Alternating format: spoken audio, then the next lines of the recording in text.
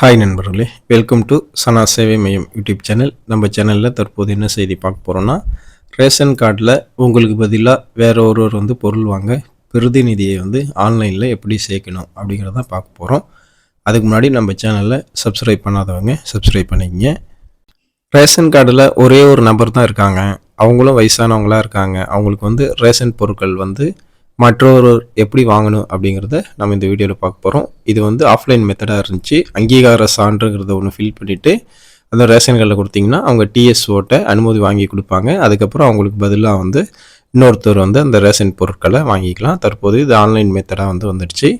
TNPDS வெப்சைட்டில் கீழே கடைசியில் ரைட் சைடில் உங்கள் பிரதிநிதியை சேர்க்க அப்படிங்கிற மாதிரி ஒரு பேஜ் ஒன்று ஓப்பன் ஆகும். அது கிளிக் பண்ணிக்கிட்டிங்கன்னா ஒரு பேஜில் உங்களுடைய மொபைல் நம்பர் கைபேசி எண் அந்த ரேஷன் கார்டில் எது பதிவு செஞ்சுருக்கீங்களோ அந்த நம்பர் கொடுத்து கேப்சா கோடு கொடுத்தீங்கன்னா இந்த பேஜ் ஓடிபி வரும். ஓடிபி வந்தோடனே அது கொடுத்ததுக்கப்புறம் இந்த பேஜ் ஓப்பன் ஆகும்.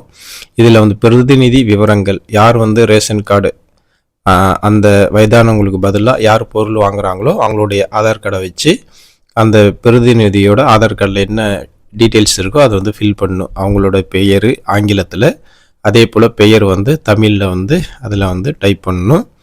அதே போல் யார் பொருட்கள் வாங்குகிறா, அவங்க பாலினம் ஆணா பெண்ணா அப்படிங்கிறத செலக்ட் பண்ணணும். அதுக்கப்புறம் ஆதார் கார்டில் உள்ளது போல் அவங்களுடைய பிறந்த தேதியை டைப் பண்ணணும். இது அந்த வயதானவங்களுக்கு ரேஷன் கார்டில் அவங்களுக்கு பதிலாக யார் பொருட்கள் வாங்குகிறா, அவங்க உறவினரா இல்லை பக்கத்து வீட்டுக்காரரா அப்படிங்கிறத கிளிக் பண்ணிக்கணும். அதுக்கப்புறம் ஆதார் விவரங்களை நீங்கள் ஸ்கேன் பண்ணி வச்சுருக்கிறத யார் பொருள் வாங்குறீங்களோ அவங்களோட ஆதார் கார்டை அப்லோட் பண்ணிவிட்டு அவங்களோட ஆதார் எண்ணை 12 டிஜிட் எண்ணை அதில் டைப் பண்ணணும். அதுக்கு மேலே ரேஷன் கார்டு எண் ஆட்டோமேட்டிக்காகவே அதில் பதிவாகிருக்கும்.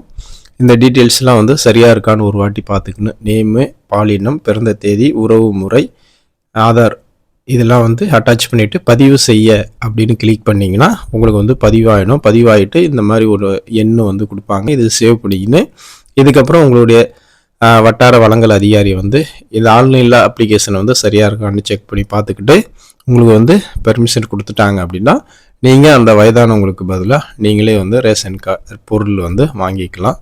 நன்றி.